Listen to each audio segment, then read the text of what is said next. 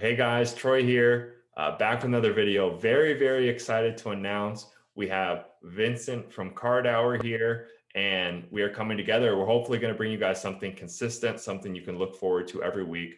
We are starting a soccer and soccer card podcast called Select Few.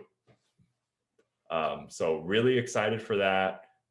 Great to have Vincent here from Cardhour, really knowledgeable guy. I'm sure if you guys probably know him if you're subscribed to me, but if not, check him out. We'll have the link in the description. Vincent from Cardhour. And we're just going to have some fun today. We're going to talk about soccer and soccer cards, and hopefully this will be a weekly thing you guys can look forward to. Yes, let's do this. Yes, let's do it. So to start off, we're just going to get right into the games. Champions League, really exciting stuff happening, maybe some unexpected results. Groups are looking maybe different than we would have predicted right at the very beginning. And Cardhour, like I said, this is a smart guy, knows a lot about soccer. We'll let you take the lead, man. Lead us through the groups or wherever you want to start.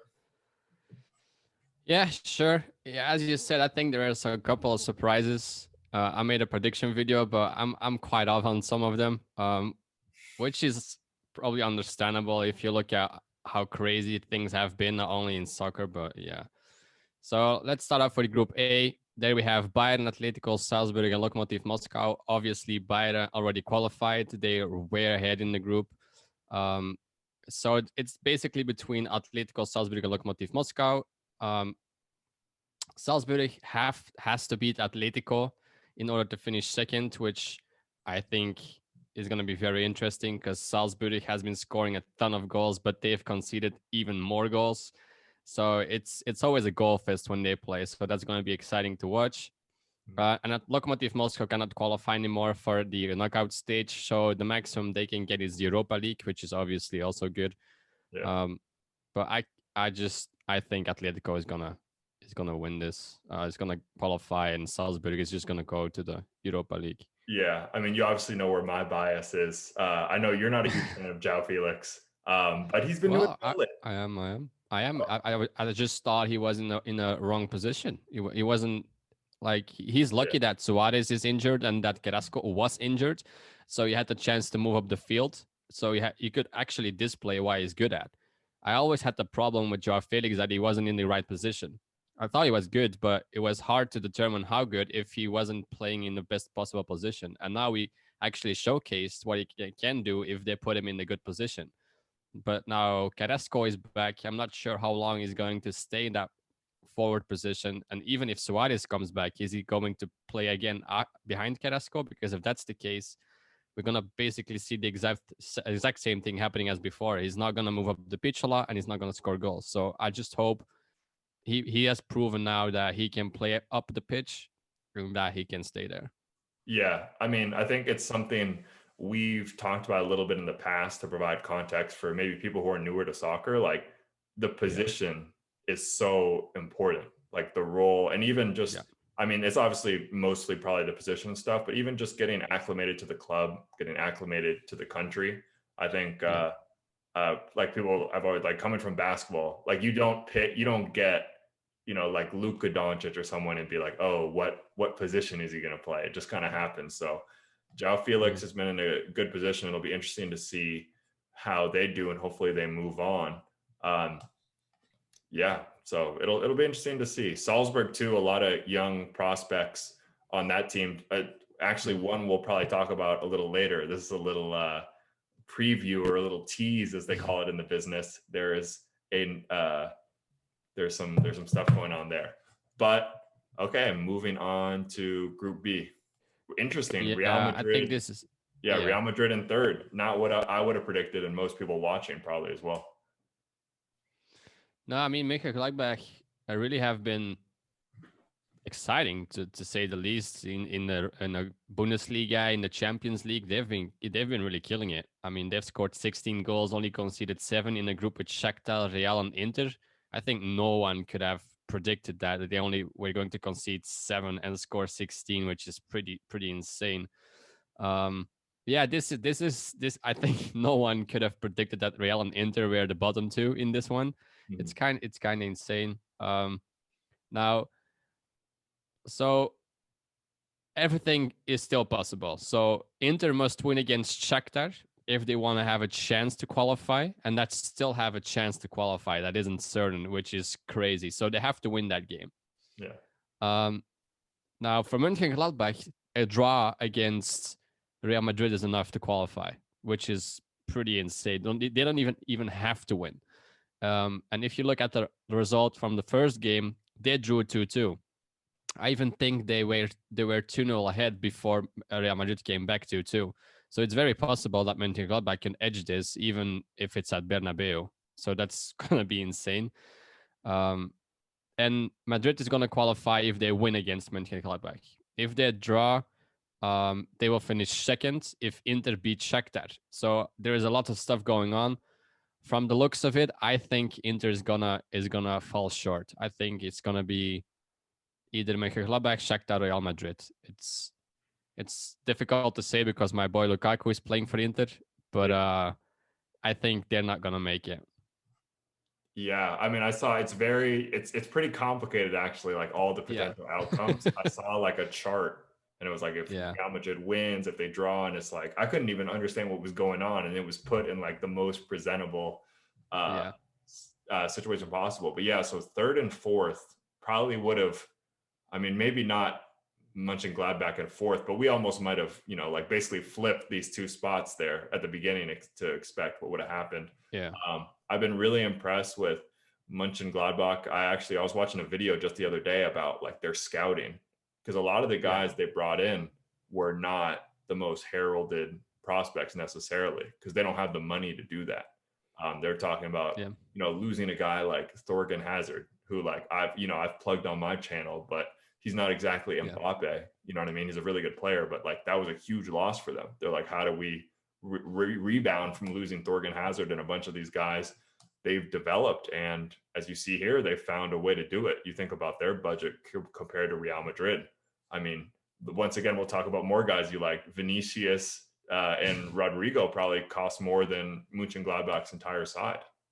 That's very possible. Yeah. But yeah, I mean, it takes a team to win. It's not only for most teams, it's not one player. It's most of the time a full team, and they've proven it that they've as you said I'm sorry, they as you said they've bounced back. So it's crazy to see, to be honest. But yeah, I like it. Yeah, definitely.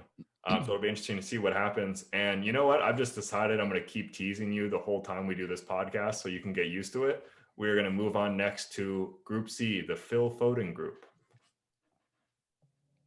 Yeah, so Group C, there we have City, Porto, Olympiacos, and Marseille. That group is basically decided. It's going to be Man City 1, Porto 2. Yeah. Now, there's a battle between Olympiacos and Marseille. Basically, Marseille has to better the result of Olympiacos. And if they somehow end up getting draw like 4 points each, then it's Olympiacos that qualifies. So I think it's already decided. I think Olympiacos is going to the Europa League and Marseille is gonna fall short. I think it's gonna be a trend that you're gonna see in these European competitions that besides PSG, that the French league is just not that competitive in big Farmers European. League. Well, it's hard to call that because yeah, if you remember last season, PSG was in the final. Lyon made a big run. So people were like, maybe League A isn't that like underappreciated, but it's hard. I don't see Marseille qualifying. So I mean, they scored 2 goals and conceded 10. That's not gonna cut it. And they'll probably be all right, being in League One and having like that TV revenue. But just I'm always going to try my best to like provide context for maybe some of the newer viewers and people who are still learning soccer, because I think this podcast will be a great way to do it. Coming in third, so the first 2 teams move on to the knockout rounds, the playoff in a sense, but the third team drops down to the Europa League, which is kind of like it's like the second best tournament of all the European clubs. And that is a huge deal, like third versus fourth, especially for a club like Olympiacos. That money is like, it's like not life-changing because it's not a life, but you know what I'm trying to say? Like it changes everything. Definitely helps. Yeah. Yeah. So that's the cool thing about soccer. We talk about relegation, promotion versus American sports, but even in this international tournament. You look at this table and you might be like, oh my God, you know, like who cares? It's Porto, Man City. Olympiacos and Marseille still have a lot to play for. Yeah, for sure. It's not over for them. That's the main thing. That's the main part. It's just Yeah. not over for them, which is also pretty cool. So it's not like, oh, you two are bottom of the table, you're just losers. You know, it's just you still have something to play for, even if you don't qualify for the Champions League knockout stages, which is pretty cool, I think. Yeah, exactly. So we will see. There won't be any tanking from Olympiacos and Marseille, which will be No, good I to see. don't think so. Okay, moving on to Group D. Here we have Liverpool. Liverpool, Atalanta, Ajax, and Michelin. Liverpool's already qualified. They were, I think, already qualified last game. And Atalanta and Ajax are battling for that second spot and the third spot, and it's actually at Ajax Atalanta in the next game. So it comes down to the wire. It comes down to the last game. Ajax basically has to beat Atalanta. Any other result is in favor of Atalanta. So if they draw or Atalanta wins, they qualify, and the only way Ajax gets to qualify is that they win. So it's gonna be a game like last game was 2-2. I can see this be 2-2, 3-3. I think it's gonna be a lot of goals. Ajax has to come. Ajax has to score. Atalanta doesn't care about defense. So I think this is gonna be a goal fest. This I mean, Yeah. I think if you ask any soccer guy who's following this, they're gonna say the same. This has to be a goal fest. So might be Yeah. a good game to watch. Yeah, a very fun game to watch. Obviously, some good, exciting young talent from both teams, also. So that's always good to tune into.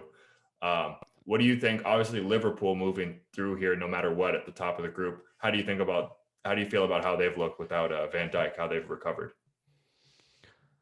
I mean, it's the same in the NBA or any big major sport. You're dealing with professional athletes. Every time a top player goes out, that gives the opportunity for other players to step up. And if you're in a good team, you know that quality replaces quality. You know, like not having Van Dijk is obviously a huge loss, but it's not that the second guy that comes up is from a minor league or a Yeah. second division team. You know, um, I think they did pretty well. I think a lot of people would have thought that they were going to lose every single game because of one guy, and I get it. I mean, Van Dijk gets the hype. He's the best defender and center back and all. Every time you hear Van Dijk, it's always the same story, like the best defender, the best is, and he's a beast, and he's next level. But I mean, even bench players from Liverpool are there for a reason. You know, it's not that they're a bunch of misfits or losers. You're there for a reason. So but still, I'm pretty impressed how they handled things. I mean, they only conceded 2 goals against Atalanta and Ajax, who are pretty attacking. So I think that says enough. Definitely. So once again, to tease what we're talking about later, what I'm hearing from you is we should go all in on Curtis Jones Tops Now rookie card. Yeah, buy every single one you can get your hands on. Buy out the stock. Exactly. All right, moving on to Group E. Once again, a group that looks kind of wrapped up, at least at the top. Yeah, it's actually completely played. So Chelsea and Sevilla are going to be the ones qualifying for the knockout stage. Krasnodar is going to the Europa League, and Rennes is going nowhere. They just came up short. Again, a friend. Yeah, again a French team. I mean, I said it was going to be a trend. Yeah. 2 goals scored, 8 goals conceded, only 1 point out of 5 games. I mean, I think that says enough. Chelsea have been really impressive. 13 goals scored, only 1 conceded, which is, I mean, they've just trashed Sevilla 4-0 after that Giroud spree. That was pretty insane. I might be a bit biased because I'm a Chelsea fan, but still, it was very impressive. But yeah, this the group. American Dream comes back. Oh my God, they'll probably never lose again. Christian Pulisic, get him back in the lineup. I think he was starting, to be honest. But yeah, they still won. But yeah, this group is a wrap. There's not much to say. There's not much to talk about. Sevilla, no Europa League title. They're breaking the streak. I was looking back at the chart of all the Europa Leagues. Like, I know it was like a meme, Sevilla winning their Europa League, but it's like, wow, I didn't know it was that many. Yeah, I think they won like 4 or 5 of the last 7 or something. Is something ridiculous. Insane. Yeah. Okay, so that group's done. Moving to Group F. Dortmund at the top, but no Holland. No, Holland. I think that was a huge blow for not only the team but just for the card market in general. I mean, some I think sometimes people forget that these youngsters can actually get injured, and it's not because you scored 50 goals of 70 shots on goal that you cannot get injured anymore. It's you don't become a superhuman or whatever if you score a ton of goals. So yeah, it's gonna be. I hope you come back soon because it's just so exciting to watch. You know, it's just a joy to see on the pitch. But yeah, it's gonna be without them. It's good for them that they already qualified. So Yeah. Well, the scary thing I would say about Holland, the good news is I was checking his card prices, and I think they're still, they may have dipped a little bit, but it's not any kind of like big major sell off. So if you're invested in Holland, you guys are still all right. But the thing you mentioned, forgetting that these youngsters get injured, the difference from soccer to maybe even other sports is even a small injury like this has the potential to be like bad. You know what I mean? Like in basketball, you see a guy get a sprained ankle or even like could even like break a wrist or something. It's pretty predictable what's going to happen. Like they come back. There's usually not like complications in basketball in terms of injuries, yeah, but you see guys like we mentioned Pulisic, Dembele. It's only supposed to be, like it's a muscle injury. It's like hamstring or something, and then it just keeps like not compounding, but you know what I mean. It can turn into yeah, something worse. So I'm not saying I don't think at all that's what's going to happen to Holland, but it's tough being a soccer card investor because even me, like I see this and it's like, okay, they say he's going to be back in 2021, but is he going to be fully fit? yeah. Well, he didn't look that bad, so I think he's gonna be just fine. I think he's probably already waiting to get back on the field, but obviously he needs to get clearance and he needs to heal. So I mean, giving him a bit of rest is also good because then he can come just fresh and starting a new year with a bang. So I don't think this is too bad. Yeah. Uh, Now for this group, we have Lazio still and Club Brugge. It's a Belgium team. Your home Pretty team? impressive too. Well, not No, home, no, maybe not hometown, but we'll count it as your country. yeah, it's my yeah. Yeah. So Dortmund qualifies. That's um already a wrap. They can, if they want to keep that first spot, which is important for the later stage for the next draw. They need to win against Zenit, and last time they beat them 2-0. So I don't think it's gonna be too difficult. It's at Zenit, but still, I think it's possible. Um, and Club Brugge actually can finish second and qualify if they beat Lazio. Last time out, it was 1-1. It was a draw. I think Lazio were leading, and then Club Brugge made it 1-1. But yeah, it's pretty impressive that Club Brugge has actually a chance to stay in the Champions League with the teams like Dortmund and Lazio. It's pretty impressive. They even have a negative goal difference, so it's it's kind of strange to see, but it's still possible. Wow, that's crazy. What do you feel about? I mean, well, we have the insider scoop here. How do you feel about Club Bruges? Or I butchered the pronunciation, so sorry. But how do you feel about? Obviously, they're a smaller budget, smaller side. But how do you feel their side compares to maybe a normal year for them this year? Well, if you compare their team to any other team in the Belgian Pro League, the first tier in Belgium, they way ahead. Mm. Like they became easy champions last season. This season is a bit less because I mean there's such a busy schedule as well. Um, you okay? Yeah, sorry. This is a shot. This is the shoddy production we're running here, guys. I had to plug in my computer. Sorry. Keep going. It's okay. Uh, so I mean they stand a fair chance to be honest. They have a pretty solid team. They've proven that they can come back against Lazio. They just beat Zenit 3-0. Away from home, it's obviously difficult because Lazio is one of these teams that perform better at home than away. So they have to bring their A game. If they make one small mistake or something, then it's just over at Zenit. Hmm. I don't know. I think Zenit is gonna edge this one. I think 2-1 or something. Um, Oh well. I don't think they're gonna make it, but still pretty impressive because then they get to play in Europa League, so that's pretty impressive. Yeah, like we mentioned before, for these clubs, especially if you're in a league like Belgium, where you're not Yeah. getting TV revenue for just being in the league, really, that Europa League money will be big for them, especially if they're able to move on into the latter stages. I think I saw something earlier today on one of these Belgians Facebook groups. I think if Club Brugge manages to qualify, that they receive 12.2 million or something just Oh to wow. qualify for the knockout stages, which is, I mean, 12 million for a Belgian team that they can buy a whole new squad. Yeah, exactly. So maybe I'll have to we'll have to stay tuned for all the new Wonder Kids moving through Belgium. But Yeah, next who up, knows? group. D group. Yes. It's pretty Yes. sad because they already both qualified, to be honest. So they have actually nothing to play for besides besides the first and second spots. Juventus can still claim the first spot, but then they have to beat Barcelona by a 3-goal margin, which I think is very unlikely. But hopefully, we're going to see the first Ronaldo Messi matchup, which is because last time out, I think Ronaldo wasn't playing, and Mhm. this time I hope he does. So let's hope we're going to see a Messi Ronaldo matchup. Yeah, that'd be great. I know everyone's been looking forward to it. If I'm not mistaken, it was Yeah. like COVID last time, right? Ronaldo had COVID. Yeah. That's why he wasn't able to play. Yeah, I think so.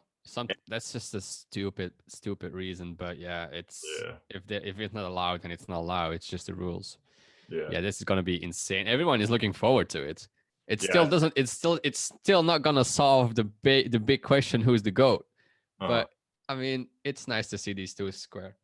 Yeah, it'll be really fun to watch. And especially, like I said, we're trying to make this accessible to newer viewers. If you guys are newer to soccer, I'm sure you know the names Messi and Ronaldo. So the other big thing, sorry, I keep providing context, is you get to see LeBron play versus, Steph Curry like literally 10 times a year. Like there's like where you might go 2 years without Ronaldo and Messi playing each other.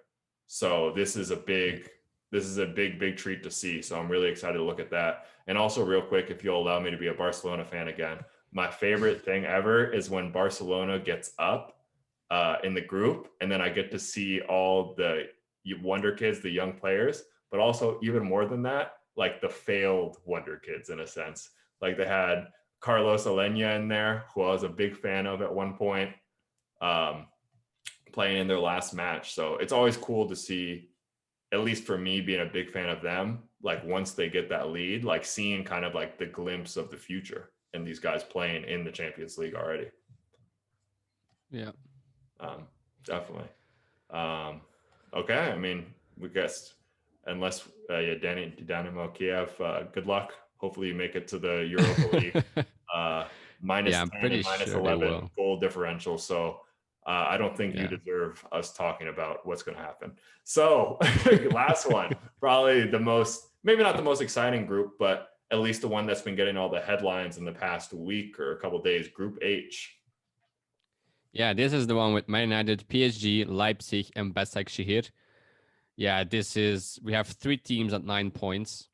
So what basically has to happen? So Man United have enough with a draw against Leipzig to qualify. So if they just have a draw, the first game they played, it was 5-0 for Man United with the 3 goals of Rashford. It was a crazy sub. He Yeah. came on and just started going nuts. So they've proven that they can beat Leipzig.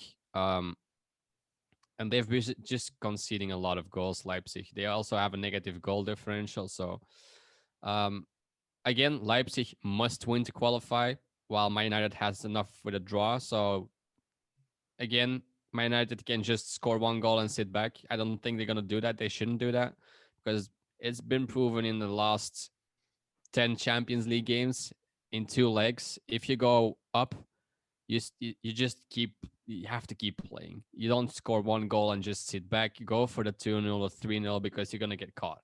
That's just how it went in the last couple of Champions League editions. Um, and PSG have enough for the draw against Başakşehir to qualify. Mm. So Man United has enough for the draw. Leipzig has to win, and PSG have enough for the draw. Yeah, you mentioned Man United not just sitting back and defending. I think the other thing, even especially for them, you don't want to count on Man United to be like be together and locked in and just really hold strong. They'd be better off just trying to go score some goals. Um, Yeah. so that's what's going forward. Now, I kind of want to look back on the PSG Man United match. I'd be interested to see. Well, I guess we can start off real simple. Your take on how Neymar and Mbappe played. Two big names. Neymar had 2 goals, but still, there's a lot of people who feel like, at least at times, he did not play very well. Yeah. I mean, to start off, Man United, I feel like we're the better team, but Mhm. you don't win games being the better team. You win games by scoring goals. Yeah. And obviously, a guy like Neymar most of the time doesn't need a lot of chances. Sometimes he misses these easy opportunities, but I feel like he's pretty good overall. Just he can make a difference. We saw that. Like he started running in the whole own half. He just sent Neymar, Mbappe behind enemy lines, and just sat back and get the pass and scored. Yeah. That's how easy it can go for them. It's just two guys dismantling the entire midfield and defense of Man United. Um, did they play well? I've I've felt like they could have scored a couple of more goals. Man United had one ball against the post. Um, PSG had a ball against the crossbar. So I mean, there could have been a lot more goals. And then Mbappe didn't give the ball to Neymar, which was an open goal. So I think this could had easily been like 3-5 or something. Um, Yeah. but the thing people need to understand with Neymar is he's an entertainer. Yeah. He loves the attention. He loves um, just the attention. He's an entertainer. He doesn't. He just wants to dribble, do these air flicks, and give nutmegs. That's just his game. He likes to be that way. So people see him like he always rolls over the floor and Yeah. he gets tackled 20 times a game, which is true. But that's just the way he plays, man. You can hate him, you can love him. I think it's not most of the people hate or love him. It's not like anywhere in between. I feel like, but I think he's a great player. I really think he's one of the best ones out there. Yeah, I'm glad to hear you say that because throwing in some card stuff again. His World Cup Prism 2014 PSA 9 just picked it up for $40. So he is Yeah. yeah, he's a great player. And also you mentioned being an entertainer at the World Cup. I can't say for sure Brazil is going to have the most success or even Neymar is going to play amazing. But what I do know is he's going to catch a lot of attention. He's going to have a lot of eyes on him no matter what. Yeah, yeah, of course. And even with the Brazil team, if he gets to play, he's the man there. I mean, he's the probably right now he's the most knowledgeable, the most famous guy because you have these guys like Everton, Richarlison. Yeah. Most people don't really know him. If you say Neymar, everyone knows Neymar. So he's probably one of the most exciting guys that every time he's in a World Cup, something crazy happens. So Yeah. So yeah, that's the hot tip of the day. Pick up that Neymar 2014 Prism. I think it's at a good point potentially. Just me pumping my own stuff as always. There you go, guys. But in terms of guys not to invest in, talking about missed chances. Martial, I've seen enough. Time to hit the road. And Pogba, I've seen enough of not seeing him. You know what I mean? Like not even that's I don't know. Just those two guys. And people were really invested in them before the season.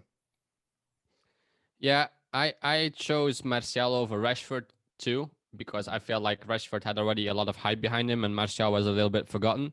Yeah. But I think looking now, I think that was fully. I mean, that's fully understandable. I mean, Martial hasn't really done anything. Yeah. Um, and Pogba is just. I think he wants to get out of there. He is also not playing how he wants to play. I think Juventus or a team like PSG maybe is a better fit for him. But I think he's not really feeling it at Man Yeah. United. I mean, I kind of, especially being like, a basketball player, albeit at a small level professionally, it's kind of like a lazy take. Like people say, like when Stephen A. Smith says, like, oh, he just doesn't care out there. It's like we always talk about, like, that's a lazy take. Like, of course, they're pro players, they play. But I'm telling you, I watch Pogba, and like you said, I really think he actually doesn't care. You know what I mean? Like it seems like he wants not that he doesn't care, but he wants out of there. Like he's like checked out. It's like a mental thing. Yeah. Especially for these players. I mean, they make so much money. They just want to enjoy the game. Yeah. Like money is no longer an issue. It's just, do they love where they play? And I mean, it's easy to see I mean, look at him. He doesn't look happy. He doesn't look exciting. He doesn't, I mean, he's just running around and yeah, I think he should leave. Yeah. Um, Yeah. I So think he's maybe who gonna, knows? I talk bad about, him as an investment, but who knows? Maybe that'll be something to rejuvenate his career and his card prices before the World Cup. Because, albeit he has played pretty well for France when he's gotten the opportunity. yeah, for sure. I mean, he's just an exciting player. He's really good. People, I mean, I don't think a lot of people have seen his best performance or him in his prime or him really enjoying the game. It's something different. Hmm. I haven't really seen him the way he needs to get he needs to get out of there. Yeah, yeah, definitely. Okay, so that wraps up the Champions League groups. It'll be interesting to see what happens. We'll definitely, like I said, guys, it's going to be a consistent thing. So that's going to be the good thing. We'll be able to check in afterwards and see what actually happened. But now moving into even more card talk, we're going to talk about some hobby news. We're also real quick, I just want to get it in. We're going to try to have a Q&A segment in every, well, not Q&A, but like answer some questions you guys have. It can just be about soccer in general or soccer cards. So if you've made it to this point, definitely drop those down below in the comments or Instagram or whatever. We're going to be answering that every episode. Obviously, we can't do it for this one because it's the first one. So we're going to wrap it up with hobby news. And first up, we're going to be talking about the lost rookie cards. What do you think of those? I'm still not sure. Oh, I like the idea, but the RC logo is, I think, yeah, that shouldn't be on there. I mean, yeah, you can do something like forgotten pictures or forgotten or history or whatever. But why make it a rookie thing? I know why they do it, because it sells easy and all that stuff. But they just, I would even say, abuse the RC logo, and they some way or somehow they just make it less valuable. I feel like. yeah. I kind of felt like a loser, to be honest. Like when I was thinking about this before we talked about it, like if anything, I hype up the RC logo like too much. Like it's like really, really important to me for some reason. But I felt like they destroyed like my temple or something. When I saw the RC logo on that Ronaldo, I was like, that's not even, that wouldn't have even been his rookie card, even if it was 2000 and, what is it, 2006, whenever. I was like, man, that hurt me. And like I said, this is me being a loser, but I was like, man, I hate to see that RC logo on there because Yeah. it's just purely a money grab too. That's the other thing.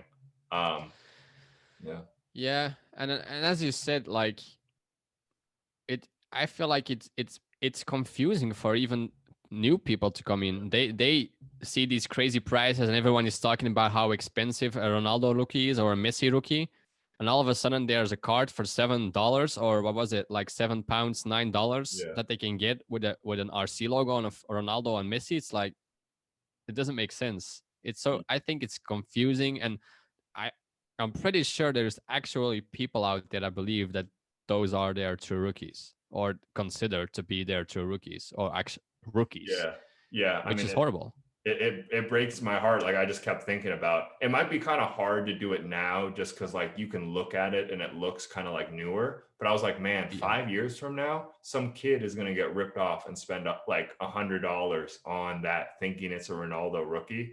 And man, that yeah, breaks my heart just to think about. And also, like you said, it's, why is that on there? Like it's supposed to mean a lot.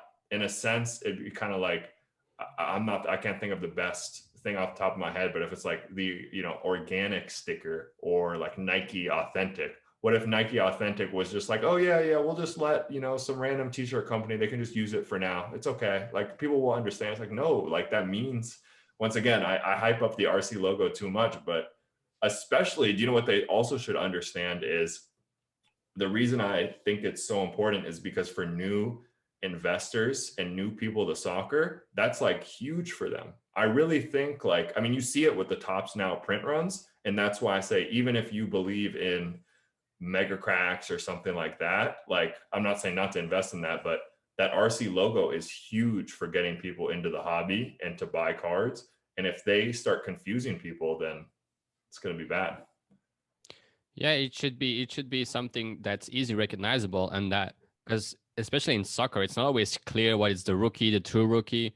So sometimes the RC logo really helps for people like coming into the hobby to recognize that it's actually a rookie.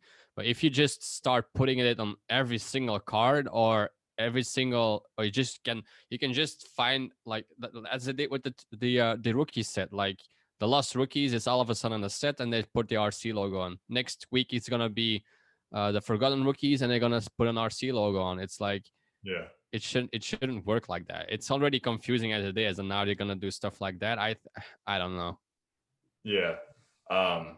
And it's just what they're doing, a lot of confusion. They're kind of like also with Topps Chrome Champions League, a big set.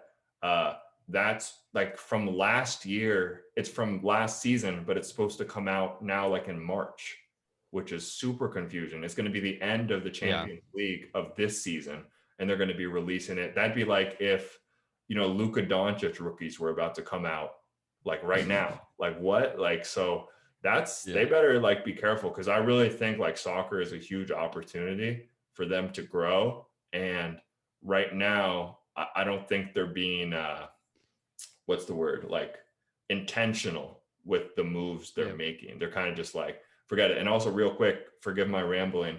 You talked about all these, these autographs, Ronaldo, Messi. I have a lot of people asking me, should I invest in Ronaldo autographs or Messi autographs that are not rookies? And the thing I tell them that I think is kind of seems to be true right now is Panini and Topps are going to be pumping these out. You know what I mean? You see it right here. So I just foresee they're just going to keep bringing these products out, and it seems like they can get access to them. So there's just going to be more and more Messi and Ronaldo autos. I mean, it was pretty hard to find a decent, or actually find any Messi autographs at all. So the Yeah, fact that they're bringing them out, I think, is good. And yeah, it's the price point obviously is different for everyone. I mean, not everyone wants to spend 400 or 500 or even $1,000 on a card printed in 2020 saying it's a RC yeah, with an autograph. It's like, if you're a true collector and you want a Messi or another autograph, sure, go for it. If you're a collector, then the price wouldn't matter because it's just for your personal collection. But I feel like a lot of people want to flip those, and I don't know. It's probably gonna, like, right now it's going to go up in price because it's new, it's shiny, everyone wants it, it's limited edition. I don't know, like a couple of years down the line, I yeah. don't know.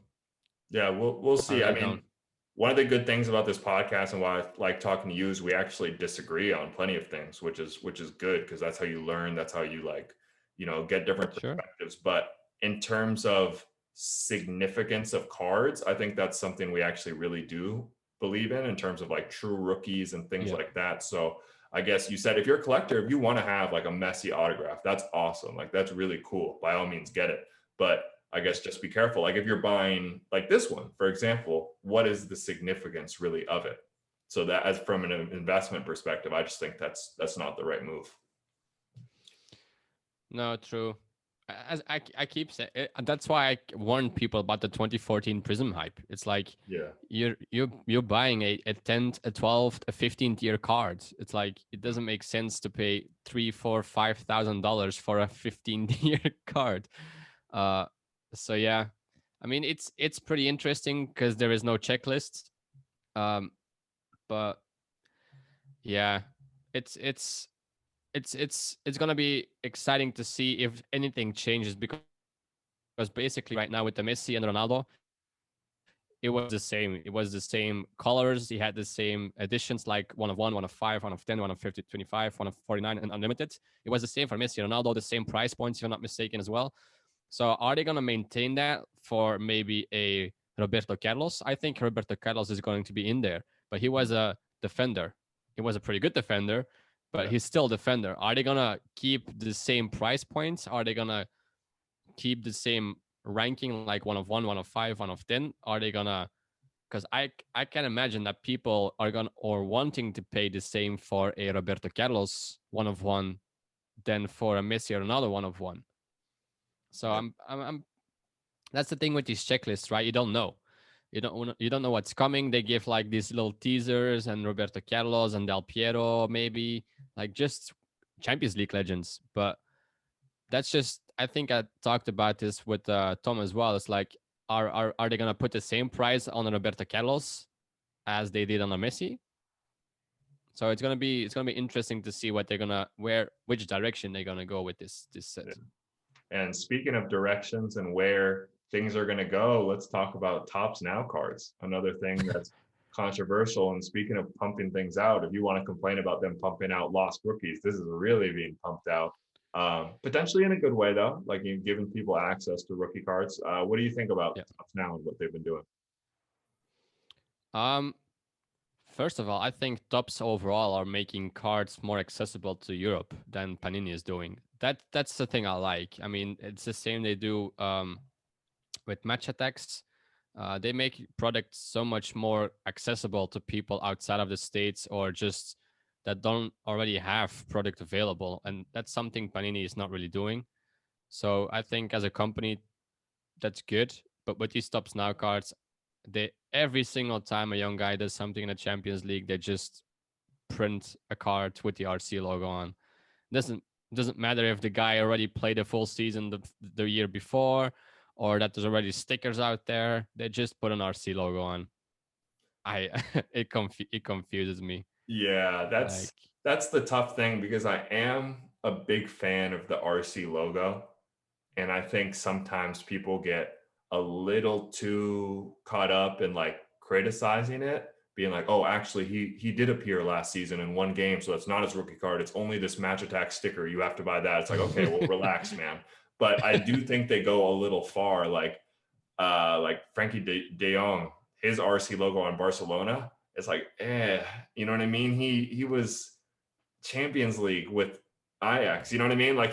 He's not a rookie. He's not a rookie at Barcelona. Like you can't even make that yeah. argument. So that's interesting. And you probably know even better than me with these Tops Now guys. I didn't even know that. The fact that a lot of these ones that they're putting out with the RC logo, these guys aren't really rookies. No, um, the guy Jones, I think he is Curtis the guy Jones. who scored from Liverpool. Yeah, I think he already has previous cards, official cards, and they still made this one an RC. Uh-huh. Um, the other ones, for example, the uh, Bialik, the Mm-hmm. guy who scored his first Bundesliga goal. He's 19. He's a center forward. I get it, but he played for Lubin. It's a Polish first division team, and Oh, he already played like 19 games for them, like last season. So I mean, can we really say that it's a rookie? I mean, if there's nothing or if there's not much out there for him, I guess then I would agree. I'm not really that like I didn't really know that much about the guy. yeah. Um, but again, it's again if you've played 19 games in a first tier division, I don't know. It all comes down like what do you think a rookie is like? Yeah. What defines a rookie card? Yeah. And for some it's every single card in the first year. For others, it's only the first card of a major release. For others, it's the first card of the full season. It's like what is a rookie card? So, but For again, as you said, they're just pumping out these cards left, right, center after every game. There's an RC. There's a card with an RC logo on. Yeah, for me, I would push back a little bit in the sense of like you mentioned he played in the Polish first division. I have to imagine he definitely doesn't have any cards from there. He might have a sticker, but even then, maybe Yeah, not. So for me personally, and this is just my opinion, you know what I mean? I think it's sure, okay if it's like their first real card to put it on there. sure. If it's a year after, even if they had a sticker last year, it's okay with me personally. But I think they have been stretching it. Like you said, Curtis Jones, if he already has cards out there, Yeah, pretty there's sure. not, it's misleading to put it there. Um, but the thing about Tops Now is whether we always talk about whether you like it or not or agree with what they're doing. I mentioned in one of my videos, Erling Haaland, his tops now, that card is worth thousands or, over 1,000 at least. So we've Yeah. seen that they do have the potential to be worth a lot. Did you pick up any? I don't agree with, but I picked up the Camavinga Tops Living. I actually skipped on the Makoko. I wish I could tell you it was really for any other reason besides probably laziness. But what about you? Did you pick any up? No, I haven't. I was debating whether or not to pick up a Bukoko, Hmm. Mukoko, sorry. But I didn't. I ended up not doing it. I'm not sure what the print run is. Have they released a print run? I'm not sure. I don't think they already have. I swear they're like, it usually comes out like the day after, like it's not Yeah. on. I think they're really like in a meeting being like, you guys, it's 100K. Like, how do we put that on the website? Yeah, I really Yeah. think that's what's happening because it's been down for like a week, like or 2 weeks or something, Yeah, I haven't seen anything about it. I've seen people talk about like where's the print run? When are we gonna know the print run? Uh, that being said, I think a lot of these cars gonna get lost and damaged anyway in the next couple of months, even a Yeah. year from down the line. I mean, the guy is 16. He played like 35 minutes in 2 games in total in the first league. He hasn't scored a goal. He hasn't given assists. He, Hmm. I've I've looked it up and it's pretty funny. Um, where do I have it? In total, he touched the ball like in his 2 games. He touched the ball 21 times. Well, So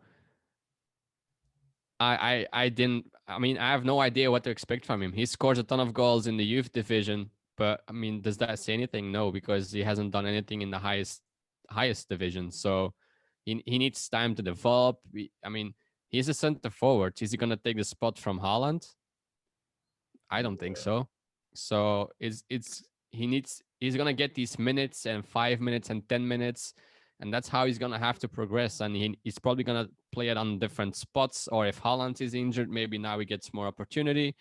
Um, I don't know, but I'm not gonna even pay $9. Maybe it's stupid for me. I could regret this, but I'm not gonna pay like $9 a card from a guy who played 35 minutes. It's the same reason why I didn't buy Zion Williamson, because like I'm not gonna pay 1,000, 2,000, $3,000 for a rookie card of a guy that played 20 NBA games. It's Yeah. like, I I agree with you. And obviously I agree because I didn't buy any. The only thing that I will say is tough is I just say like you buy it for $9 and you get it yeah, graded for 13. You know what I mean? You're in it 20 yeah, bucks.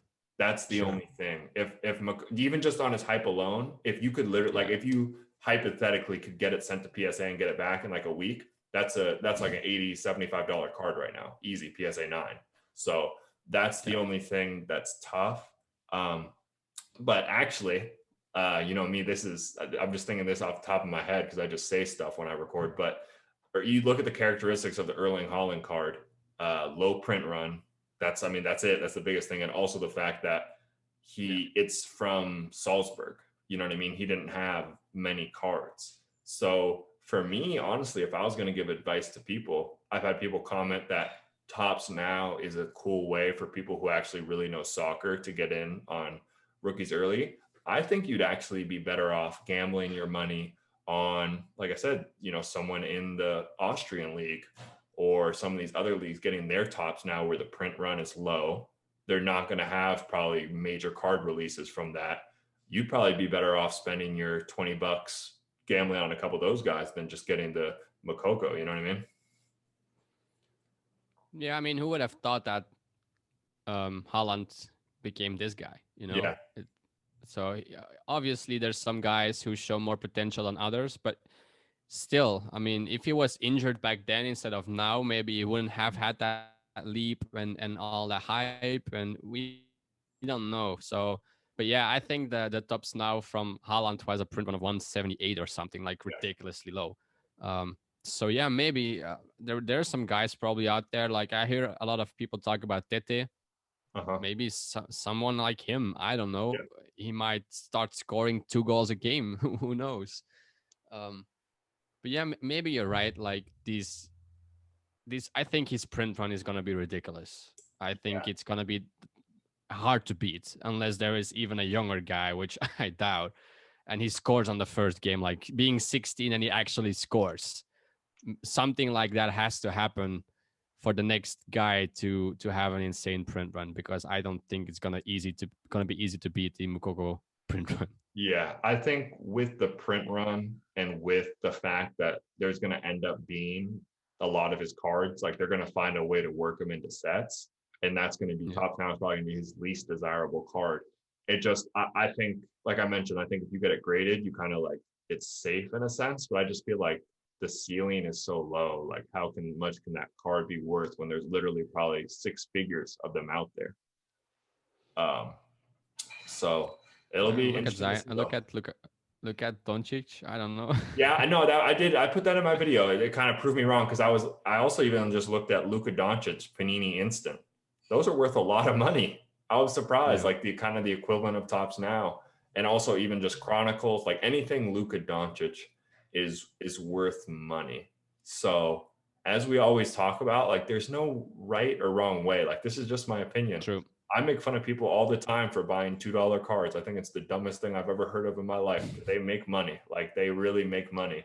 Um, Yeah, and I think also to that point, if like I think there would I don't know the exact math off the top of my head, but if you had invested in some of the right low end Luka Doncic cards like 2 years ago, I really think you could have even made like the blue numbered parallels of his chronicles. You could have made more money than even invested in his prism. Like people would have laughed at you, like the OGs, the real card collectors. yeah. Be like, no one's ever going to pay money for this garbage, and it ended up being worth a lot. Those cards are going for thousands. So I'm very much willing to admit that I don't know exactly what's going to happen. So it'll be interesting to see what happens with these Tops Nows.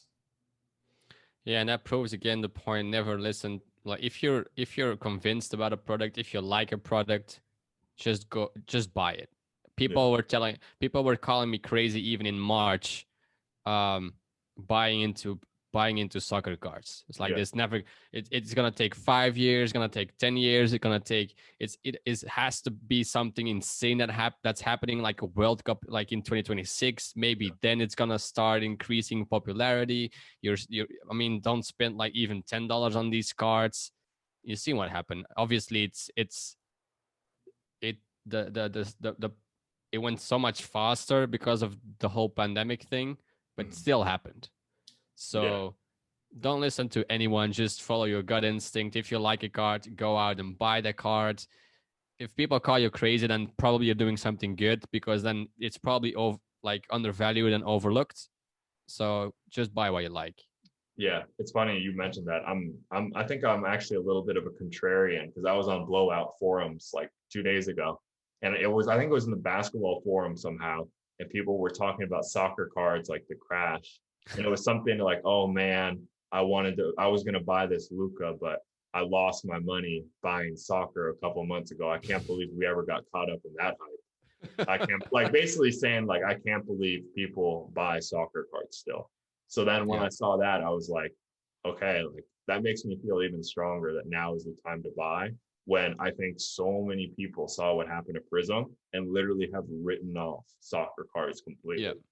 So uh, it may just me be me being a contrarian, but also I think it's a good sign. Um, but yeah, man, that was good. I think that was a good little discussion there. Next time we would move on to Q&A. So definitely drop your questions down below. Answer those. Really look forward to getting to those. But this was good. Thanks for joining me or no joining us. worries, This is man. our Troy. Get out of here. This is our podcast. My podcast. I'm sorry for being a little bit of a host, but I'm excited, man. I'm excited to do this and keep this thing consistent. Yeah, I really enjoy this. Like, it's always nice to bounce things back and forward, and as you said, it's like we don't always have to agree, right? Yep. It's not about being right or wrong. It's just throwing different ideas out there, and maybe you can convince me about something. I can maybe change your mind on something, and that's what makes it fun. Like bound different ideas, different perspective, different angles. That's what it's all about, man. Yeah, definitely agree 100%.